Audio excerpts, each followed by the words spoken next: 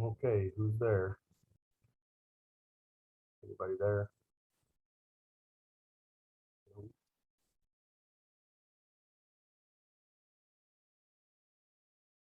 Hello, hello, hello, hello.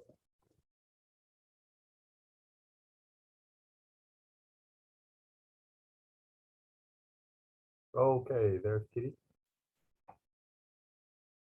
There's Dawn.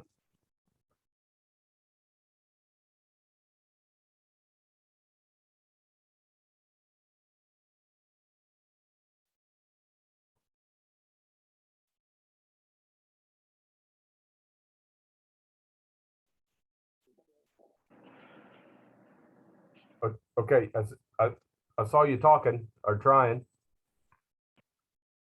Good evening, Chef. Hey, there you go. All right, check.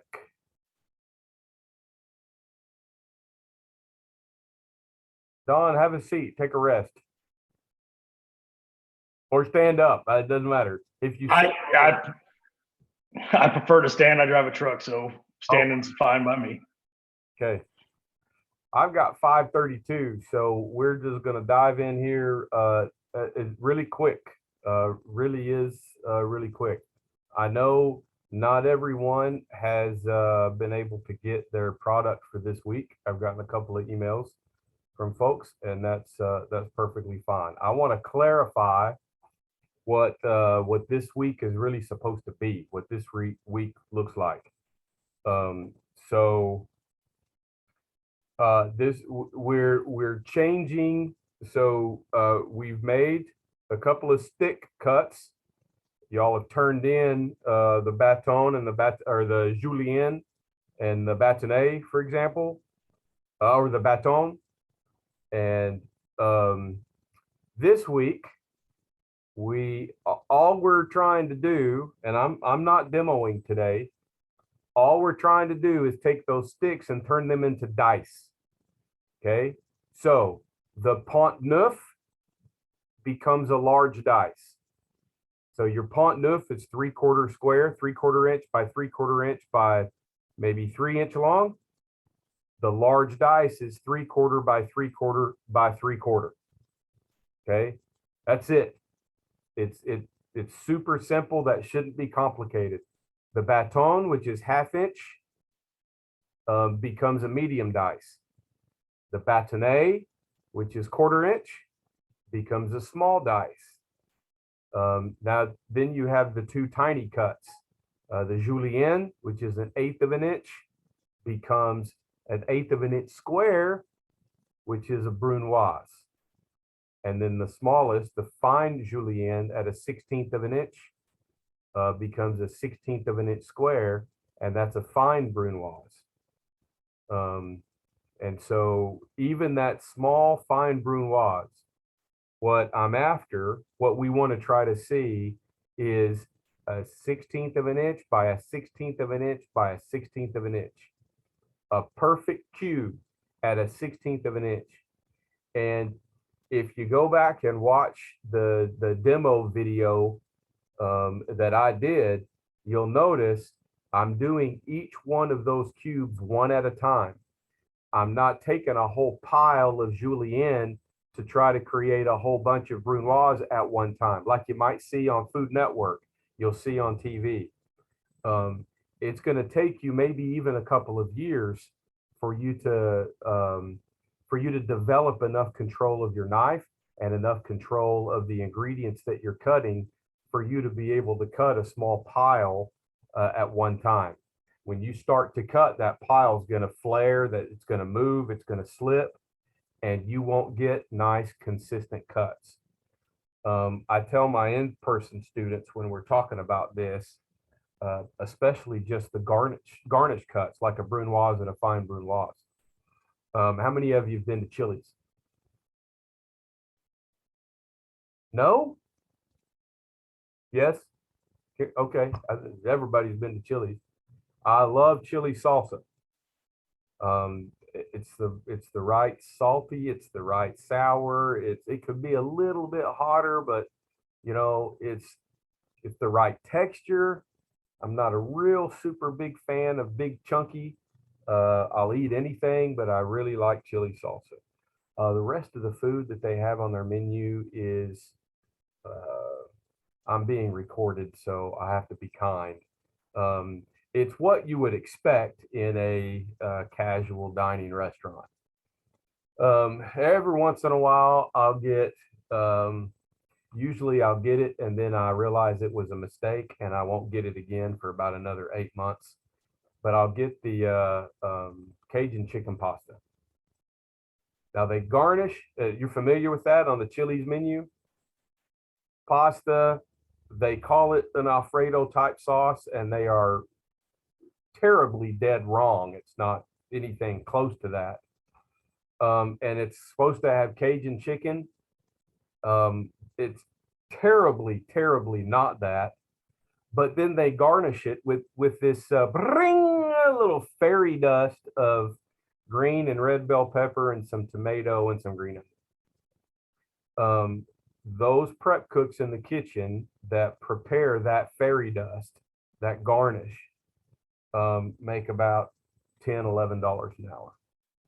And the quality of those cuts is not worth $10 an hour.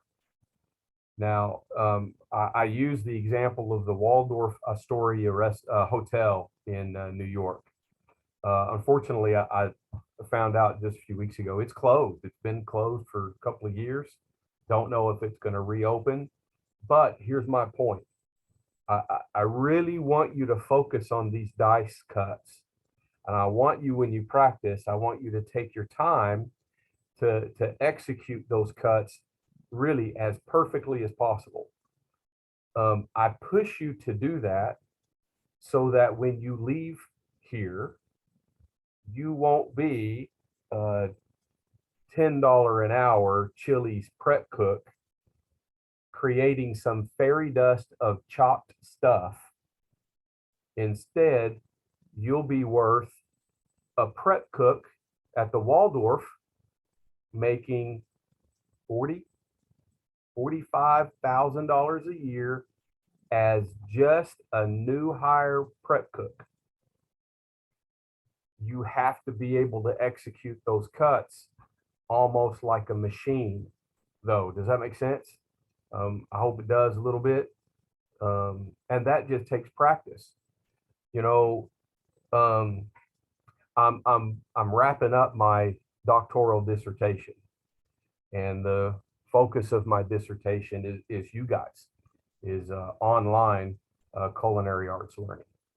And we're at the end of 2 years, 5 semesters of doing this. And I don't know if I've shared this with y'all before, but you have a benefit in the online environment that your in-person classmates don't have. When it's time for a graded lab, when it's time for a knife skills test, you pick up from the culinary school the same basket, the same collection and amount of product that your in-person classmates use each week. So, you know, I give you 2 or 3 potatoes and that's it. I think last week was 2 potatoes.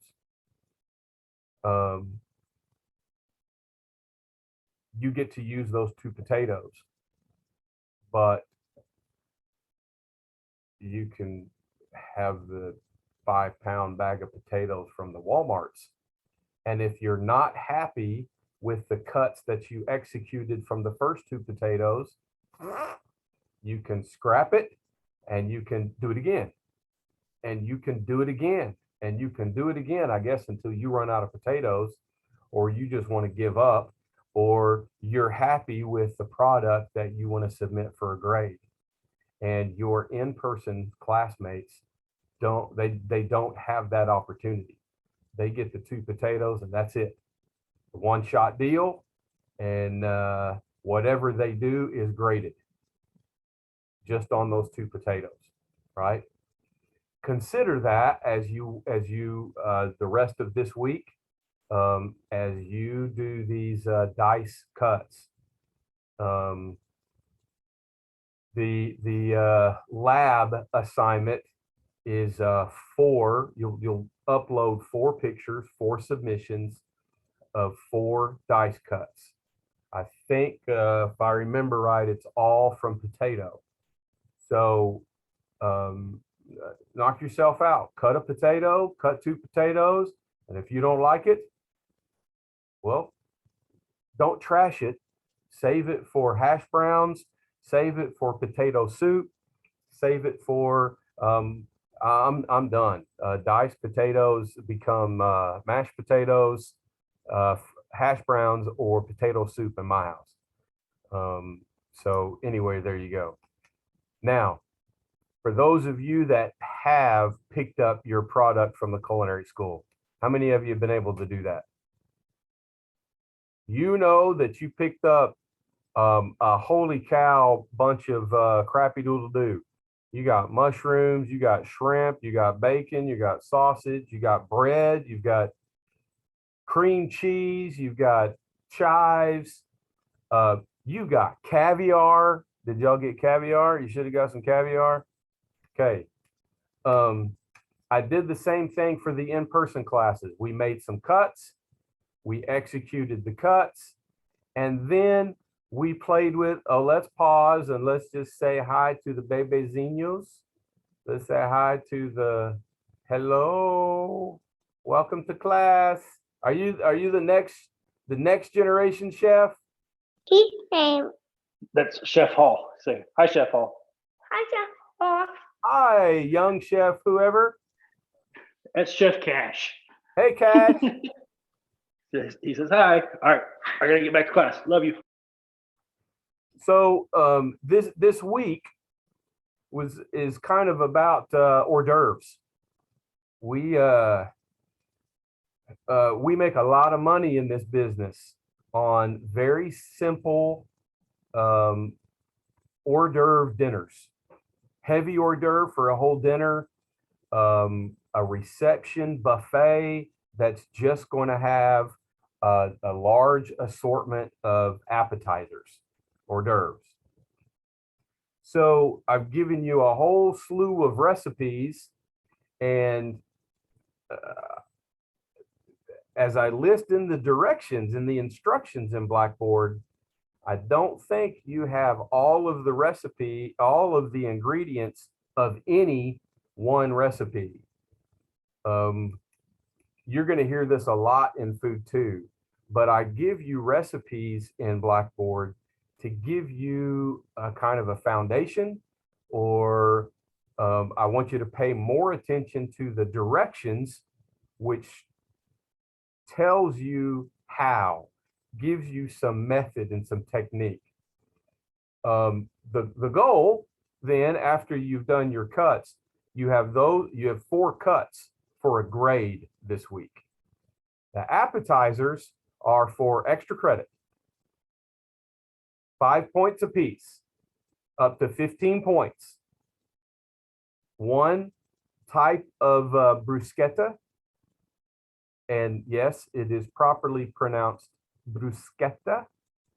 In Arkansas, we call it bruschetta, and so that's what it is. 1 stuffed mushroom. Lots and lots of things you can do for stuffed mushrooms with the product that you have. 1 canapé. A canapé is those single bite things that are kind of layered. Might have like a piece of a toast point, a piece of bread. Maybe you piped on a little seasoned cream cheese. You put on some bacon. You put on some few shreds of cheddar cheese, and you put on maybe a little green onion or some red bell pepper for garnish. And it's not packed really tall, but it's something that you can put in your mouth all in one bite. If you're in high-end Spanish bar, a canapé would be a tapa. Canapés are a French word.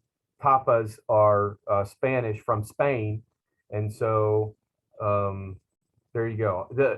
Is that fairly clear? I'm trying to be specifically vague. I don't want you to do exactly what I might think off of the cart, the basket, the ingredients you picked up. But you know, a few examples, like for the canapes, what I just mentioned.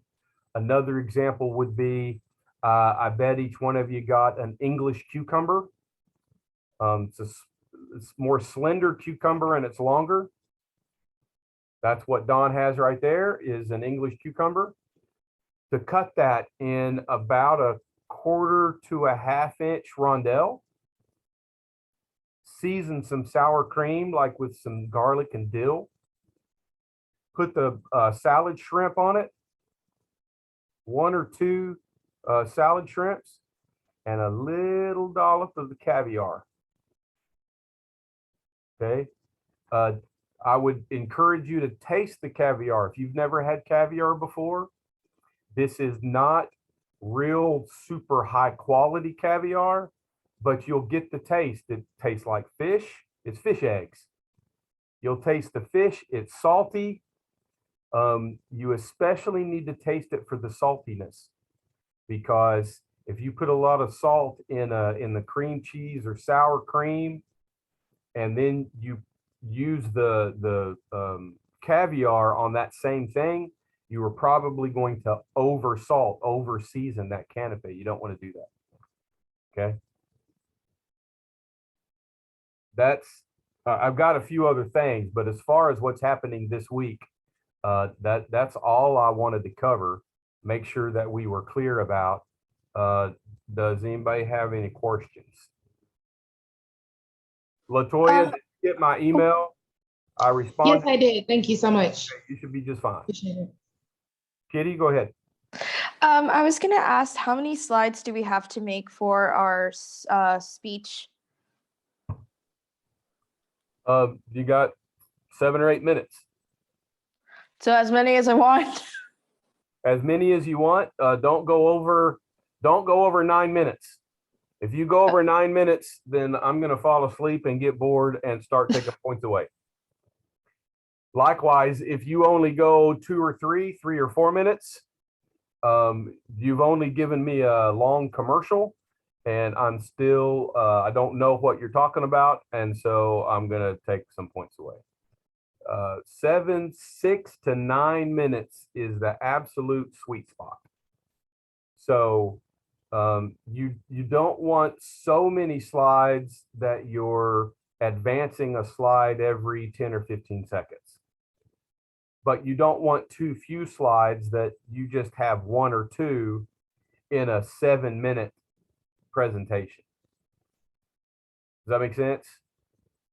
I don't want to give you a specific number that, you know, then you're going to freak out and say, oh, Chef said I have to have 9 slides and I only have 7.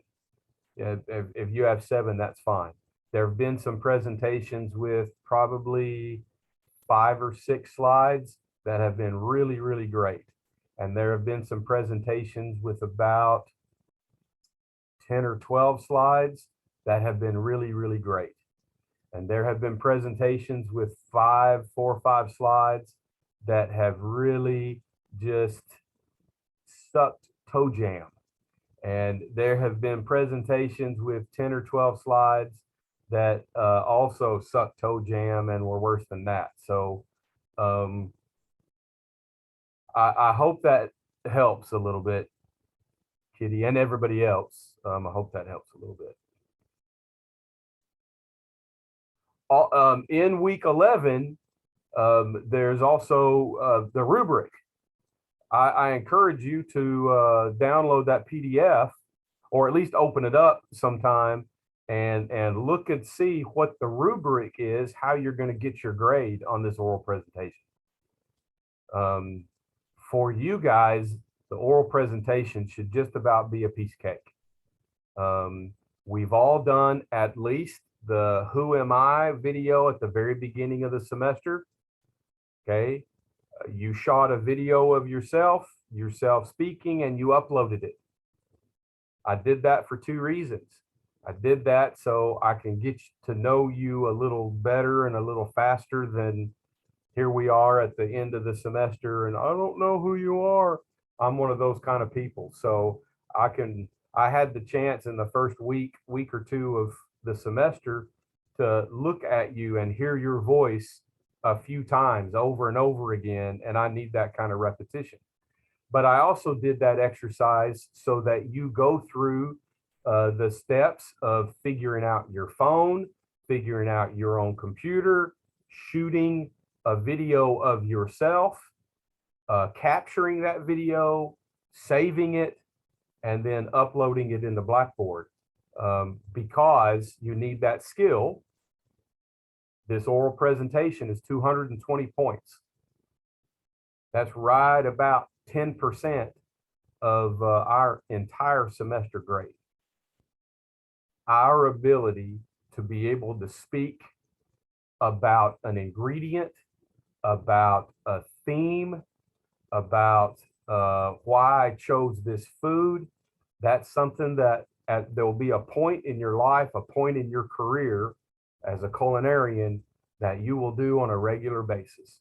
And so this is just one educational exercise to give you a little bit of a taste of that. There's directions in week 9 and in week 13 to show you how to record yourself right here in Zoom. You can open up Zoom and you open up a new meeting and it's just you. And at the bottom or the top, depending on your version, you'll see a little button that says start recording. You'll see a little button that says share screen. First, you'll share the screen. And when you share the screen, you'll add your PowerPoint. And once you see your PowerPoint, you'll go back to that bottom menu and you'll start the recording. And you'll do your oral presentation. And just like I was talking about a few minutes ago about your ability in the online class to do your cuts so they're ready to submit. And if you're not happy with it, you can erase it and start all over again and do your cuts again.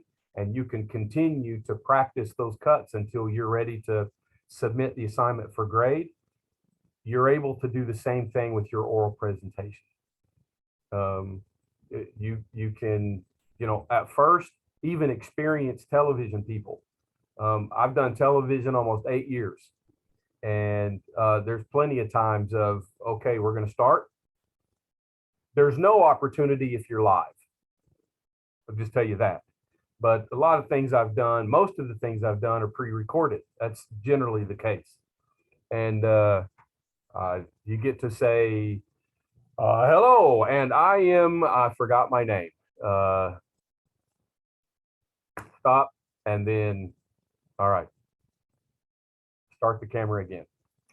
You can stop the recording if you feel like you're stumbling or you're not saying exactly what you want to say, and you can erase the recording and you can start all over again. That's the beauty of doing this. About your oral presentation, since Kitty brought this up. Now y'all listen to Chef. Chef is wise. The rest of the semester, week 12 and week 13 are already open. Some of you know this. You've worked ahead. You have all of your key terms done. You've got all of your quizzes done for the rest of the semester. You can do your oral presentation this weekend. You can do your oral presentation Tuesday next week. You do not have to wait until week 13.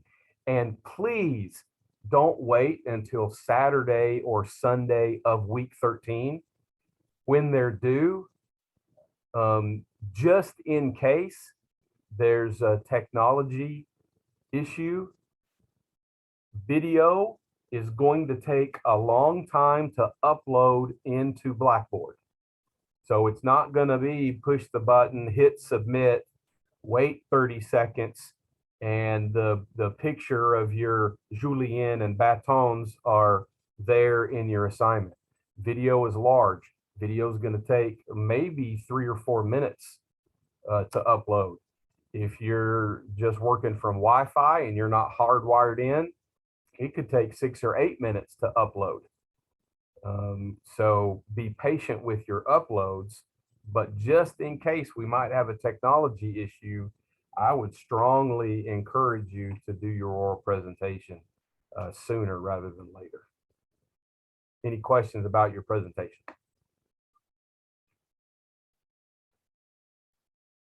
Any questions about anything? Okay, about next week. Next week, we are going to cut together. Next week, we learn our very last cut. Next week, we learn the most difficult cut that we have for food production 1, and we are going to tornade potatoes. Next week, we are also going to fabricate chicken. It's kind of an intro to meat and seafood. And then you are going to take your tornade potatoes and one of your chicken breasts. If you're at home, you can take all of the chicken if you want to, but you're going to roast, saute. You're going to do something with your tornade potatoes.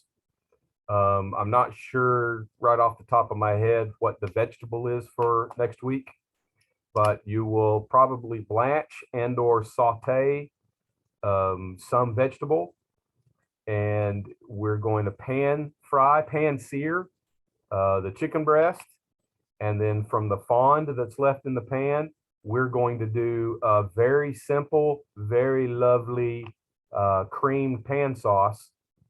I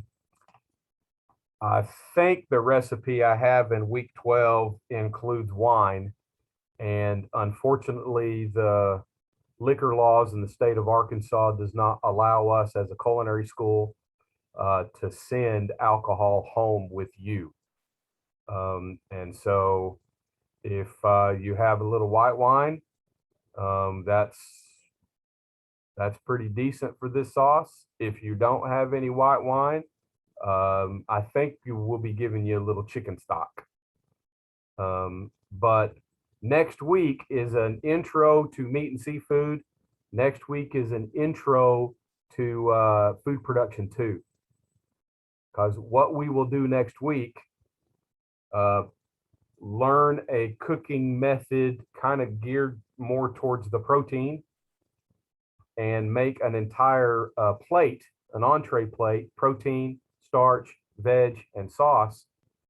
And you begin to learn about plating principles, and you put together a plate.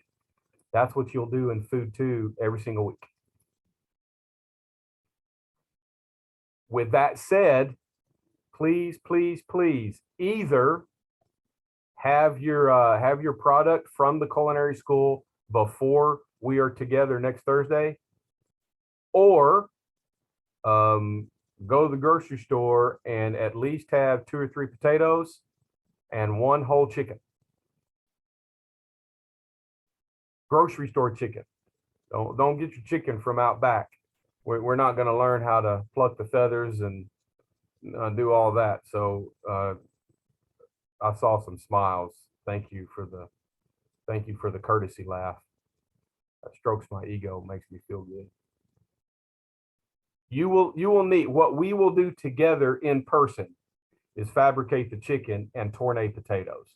You at least need those for tomorrow or next week's Zoom. Any questions about that? Man, we're rolling. It's only 30 minutes. I have one more kind of a class announcement. Okay. You are the first in this semester's Food Production 1 to hear this. Okay. So as I think I've said plenty of times, I might have even beat it up, but as you may or may not be aware, I am a doctoral candidate from the University of Illinois, and I am now near the very end of my dissertation. This is the final semester of a 5-semester, a 2-year-long study, and you are being invited to participate in this study. Okay, and I bribe you. I bribe you big time for this study. No, not in money, not in food, but write this down. And I know I completely respect that this will not exactly fit with everybody's work schedule and whatnot. This is the very beginning of written finals. So I'm 85% certain. I haven't checked with every instructor. Most everyone now does your written exam in Blackboard online. You won't be coming in person. That's not entirely true for everybody and everything. For example, food service sanitation, kind of your final exam is the ServSafe exam. And by law, by National Restaurant Association's policies, that has to be an in-person proctored exam. And so I know you'll take that exam here if you're in sanitation, which I think everybody should do. Monday, May 2nd, if you have roughly from 10 to noon available, this will be for Food 1. This is a 1-hour exam. You will execute 7 cuts. You will know well in advance what those cuts are, just like your in-person classmates. The purpose of this particular exam, and it is evaluated by 3 or 4 other instructors, other evaluators. They're trained American Culinary Federation exam evaluators. So they're grading everyone on a certain standard. They don't know those that are participating in this exam, the evaluators don't know who received instruction online and who received instruction in person. And so they're blind. And that's a pretty important part of this study, as I'm studying whether or not online learning, online culinary arts education can be done effectively. May 2nd, from 10 to noon, the exam itself, we start the clock at 10:30. We stop the clock at 11:30.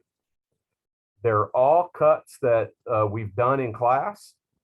They're all cuts you're familiar with. And again, I'll be sending out I'll send out a Google Doc sign up sheet, and it'll be first come, first serve. I'm taking, I think it is the first 24 people that sign up. And those that participate, now I'm going to say this really strong right up front. If you sign up to participate and you end up not participating, this is going to hurt because of how I bribe you. I don't know another word than bribe you, how I reward you for this participation.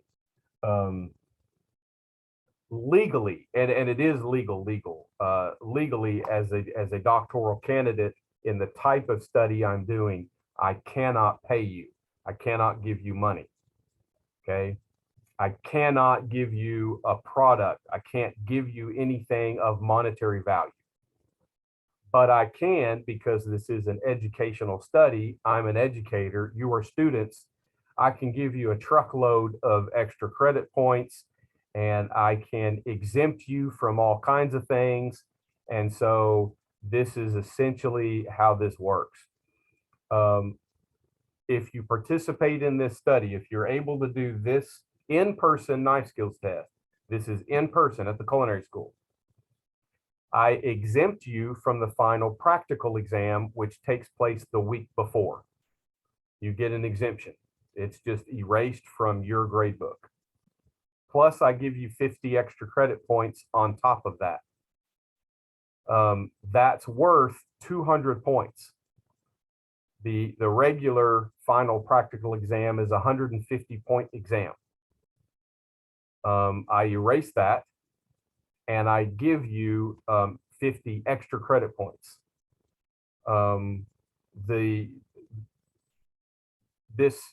This practical exam as part of my study is evaluated on a really high American Culinary Federation standard. And so I won't even use that as a grade. You will be free to look at your score sheets if you want to, but you might even be a little disappointed at what, some of the chefs might write down as comments or the score that you get. I am evaluating you as a beginning culinarian. I'm evaluating you on as a first semester student. Okay. These evaluators are going to look at, you're going to segment orange. I caught up my grading today, so y'all go back and look at test 2 at some of the comments that I left, like you're segmenting an orange. Go back and review about when I demoed. You've got 2 weeks of videos where I demoed segmenting citrus fruit. And it's not just pulling the wedges apart with your knife. When you take the wedge out, there's still that opaque looking membrane, right? Segmenting is real fine cutting, and it's cutting that membrane away. So go back and review those things. At any rate, they're looking at that at a very high standard. And so your average scores for each cut might be a 6 or 7. And as a first semester student, I'm giving you an 8 or 9. Does that make sense? So I don't use this for a grade. I give you extra credit and I exempt the final practical. Monday, May 2nd at the culinary school, arrive around 10 o'clock. Anybody know maybe I can do that? Maybe I can be there. Maybe not. Oh, good. Good. All right.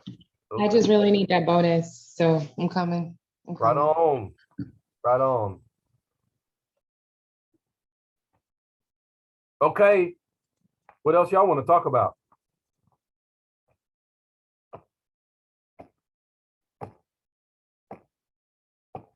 There'll be one more opportunity for extra credit before the semester is over. I will probably send out the link next week to a post-course survey. Some of you completed a pre-course survey in SurveyMonkey. Y'all remember that? Yeah.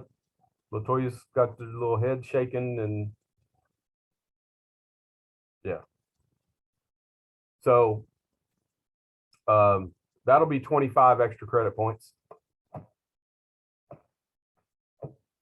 I'll send the link out for that sometime, probably early or middle next week. Look, see, and in a Zoom class, look at how great an online class is. We have a dog, we've had a cat, we've had a kid, we've had a laugh. I love it. Next week, potatoes and chicken. Have that stuff before class. Make some hors d'oeuvres. In the one assignment, you'll put 3 pictures for 15 points. If you just do one thing, that's still 5 extra credit points. Every point is a precious point. It's good being back. Good being back. I love spring break. It was fun looking at another culinary school, but I kind of like you people. So it's fun being back and all together. So we have only a few weeks left. Here's my last little motivating cheerlead rah little speech. There is this sport that is in junior high and college and in college, junior high school and college, and it's called track. And I used to be in a thinner life. I used to play soccer and run track. And even distance runners, but especially sprinters, there's a particular vision that they're taught to have as far as what you're looking at as you're coming near the end of the race, where your focus should be to ensure a better opportunity to win the race versus finishing average or last. Have you ever heard anything like this before? Any of y'all ever run track? Okay, well, Yvonne could probably teach this better than I can. In the 2008 Summer Olympics, I was in the bird's nest in Beijing, China.